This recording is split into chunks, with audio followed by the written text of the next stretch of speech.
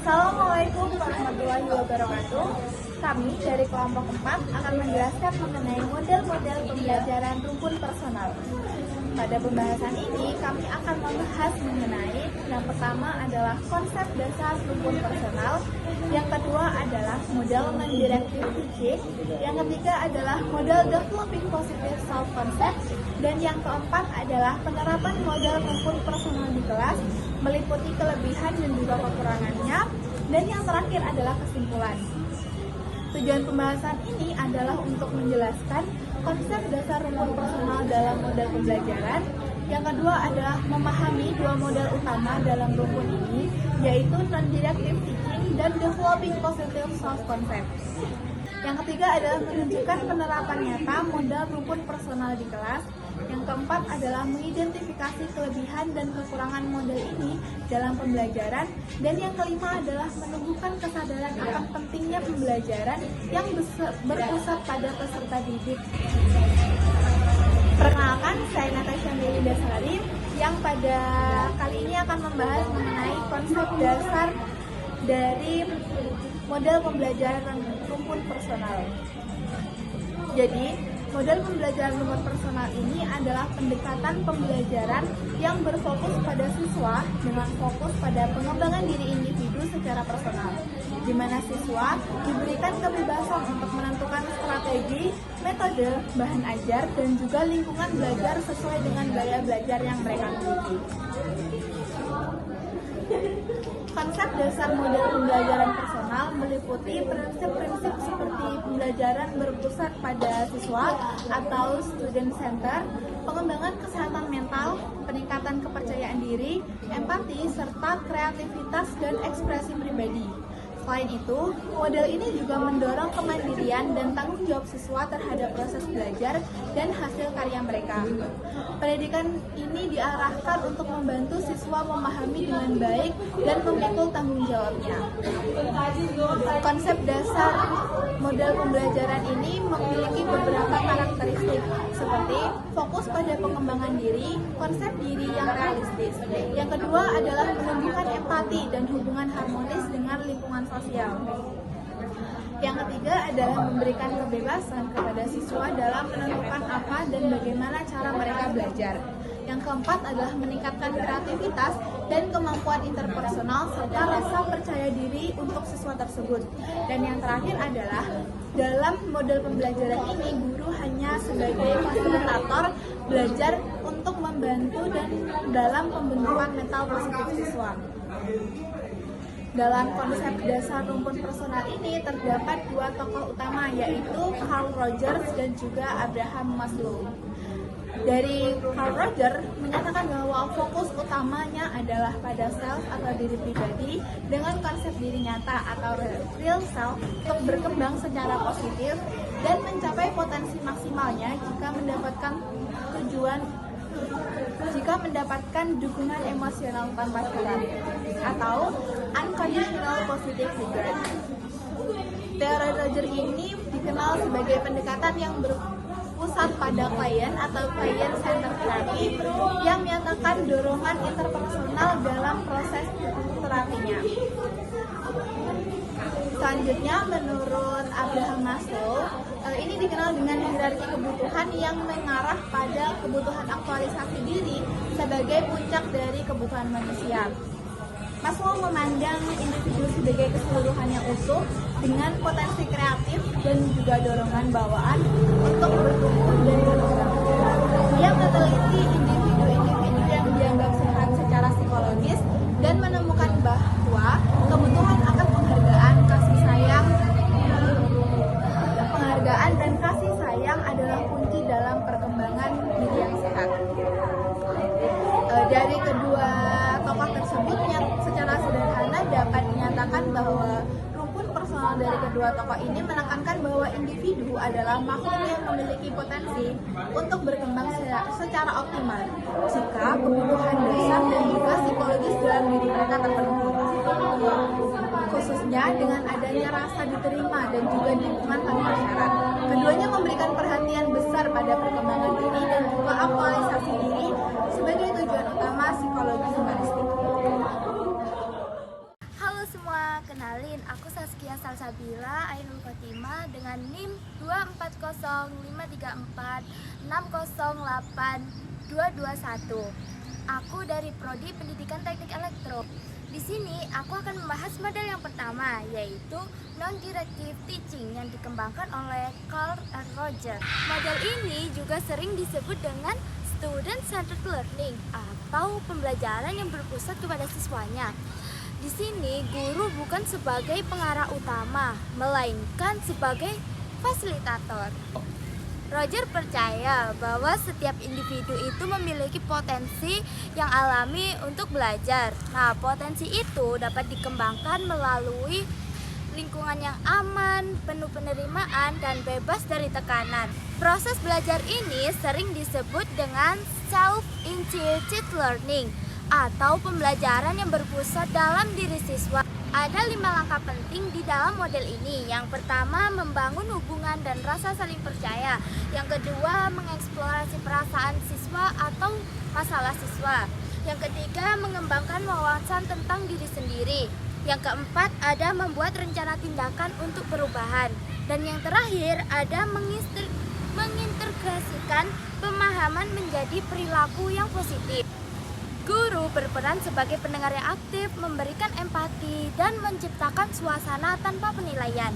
Hasilnya, siswa dapat mempelajari dirinya sendiri dan menjadi pembelajar yang mandiri. Dari model ini dapat disimpulkan dengan proses belajar yang efektif terjadi ketika siswa menjadi pusat dari kegiatan pembelajaran untuk memiliki kebebasan dan menentukan arah secara belajarnya sendiri. Guru berperan bukan sebagai pengendali atau pemberi instruksi utama, melainkan sebagai fasilitator yang menciptakan lingkungan belajar yang aman, nyaman, terbuka, dan bebas dari tekanan. Melalui suasana tersebut, siswa dapat mengekspresikan pendapat, perasaan, dan pengalaman secara jujur serta belajar untuk memahami dirinya sendiri. Model ini menekankan pentingnya hubungan yang empatik dan saling menghargai antara guru dan siswa. Karena interaksi yang hangat dan manusiawi menjadi kunci terciptanya pembelajaran yang bermakna. Dengan pendekatan reflektif dan emosional, siswa belajar bukan karena paksaan, melainkan karena kesadaran dan motivasi dari dalam dirinya sendiri. Secara keseluruhannya, model non-directive teaching menyimpulkan bahwa pembelajaran sejati bukan hanya tentang penguasaan materi, tetapi tentang proses pengenalan diri, kemandirian, tanggung jawab, dan pembentukan kepribadian secara positif. Melalui pendekatan ini, siswa diharapkan tumbuh menjadi individu yang percaya diri, reflektif, memiliki motivasi intrinsik yang kuat, serta mampu menjalin hubungan sosial yang sehat dan saling menghargai.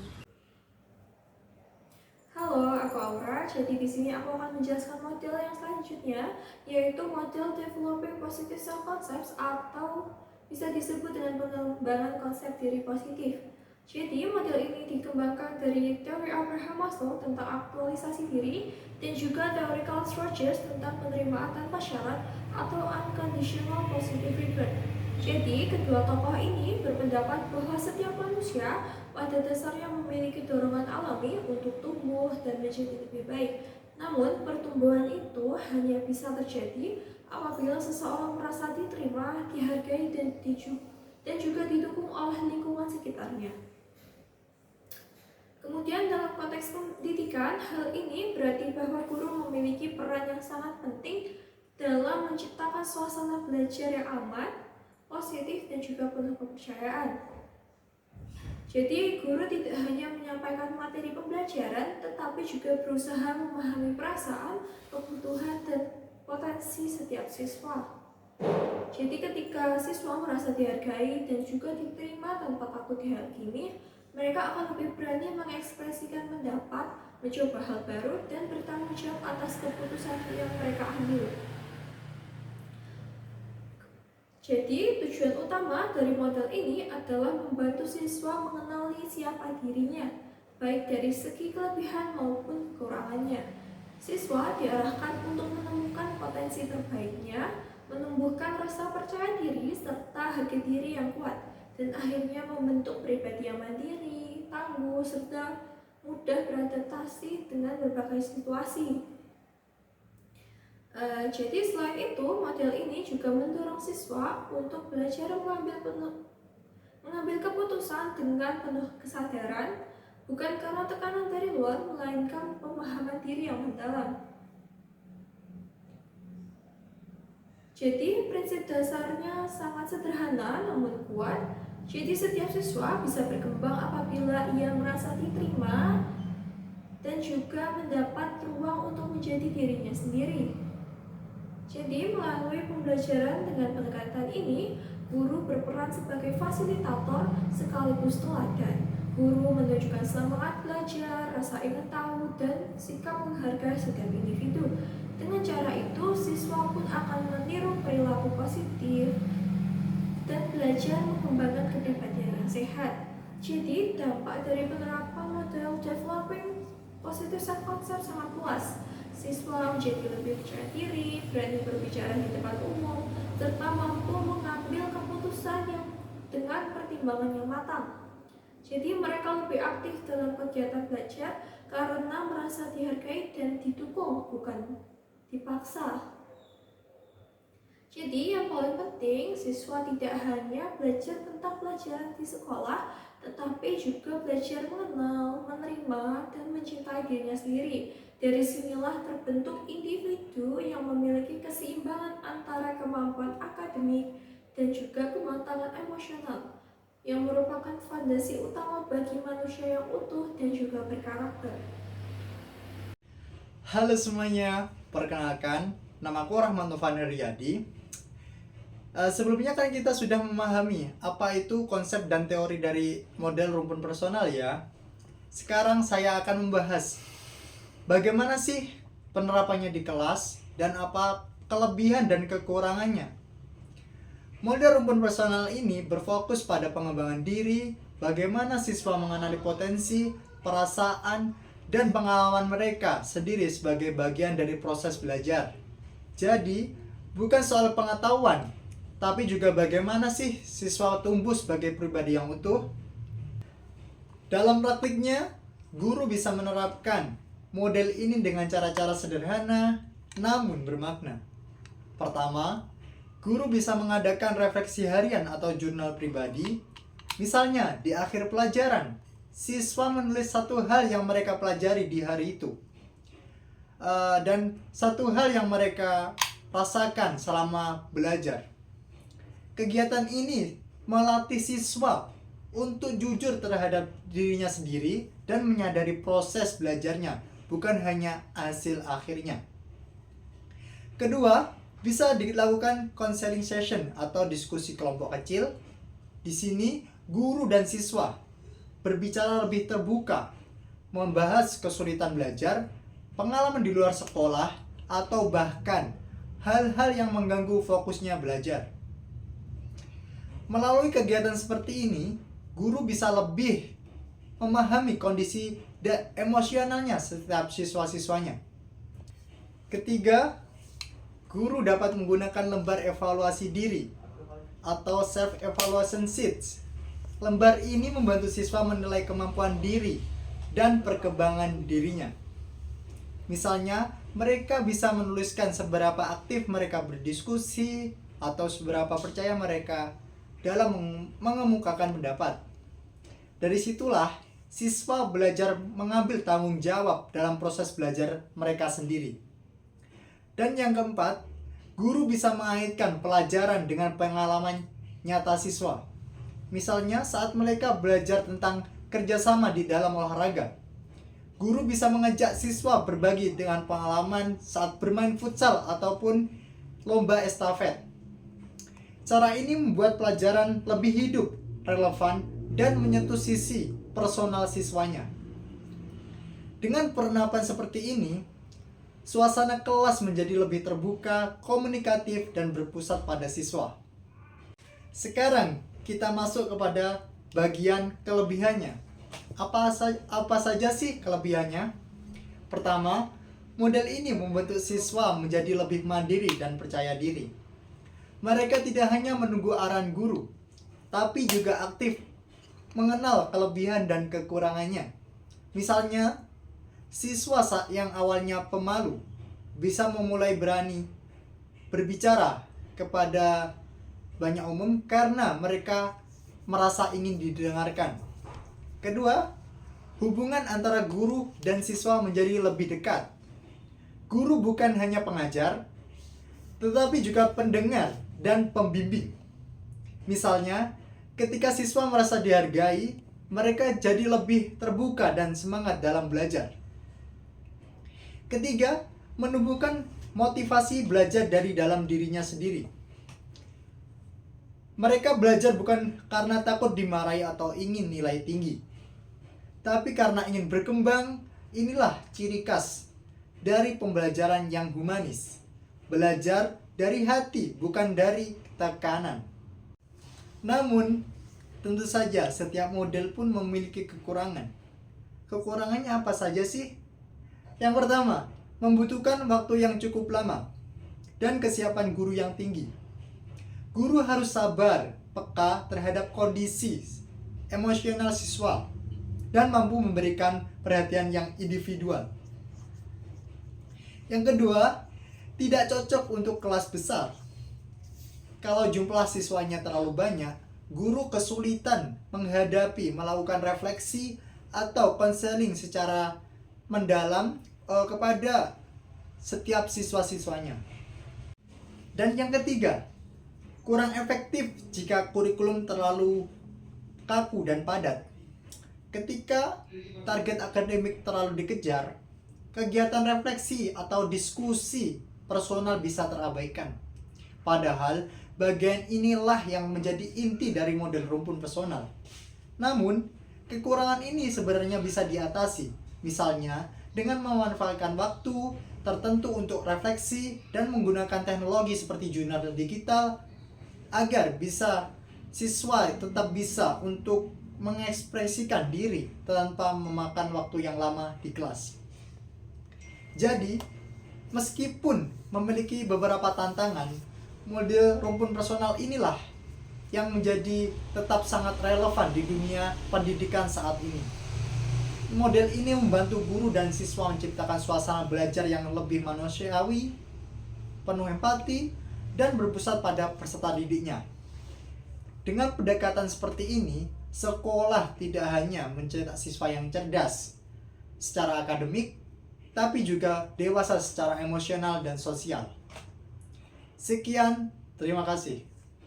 Assalamualaikum warahmatullahi wabarakatuh. Perkenalkan, nama saya Muhammad Ridwan Istira dengan NIM 24056062220. Nah, saya berasal dari Prodi Pendidikan Teknik Elektro tahun angkatan 2024.